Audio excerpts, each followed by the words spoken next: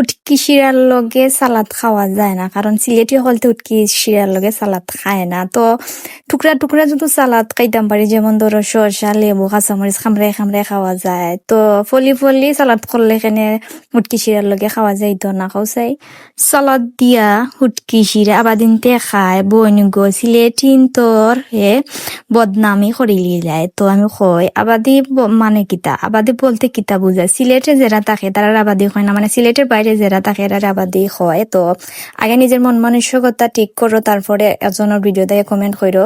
আবাদি শব্দর অর্থ শুনলে সিলেটি হল তোর গায়ে জ্বলে না, গা জ্বলে হলছে অন্য দৃষ্টিকোণ মানুষ হল তোর।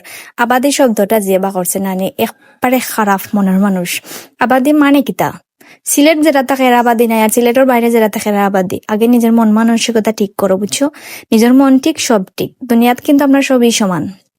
আল্লাহ সবরে সৃষ্টি করে দিছেন, সবটা খাওয়া যায়। খানের জিনিস যে কোনো তার লাগে তুমি খাও, প্রবলেম কিতা? তোমার মন মানসিকতা যদি ভালো থাকে তুমি যে কোনো জায়গাত গিয়ে মিশতে পারবা। তেমনি সালাদ খাও, শুরু খাও, বাজি খাও, মাংস তরকারি খাও, সব তার লগে খাওয়া যায়। তোমার রুচি অনুযায়ী তুমি খাও, সমস্যা কিতা? আমার রুচি ভালো আছে, তার দ্বারা আমি খাই। দেখতে তো দেখরাই এক প্লেট ভাত লইছি, লইয়া সালাদ উটকি শিরা জল জলা খইরা খারাপ, প্রবলেম আছে নি? প্রবলেম নাই, খাইতে পারলে খাও, নো প্রবলেম। কারণ উটকি শিরা একটা মজার জিনিস। আমরা সিলেটি হল যারা এরা আমরা অবশ্যই উটকি শিরা ছাড়া আমরা জান বাঁচে না।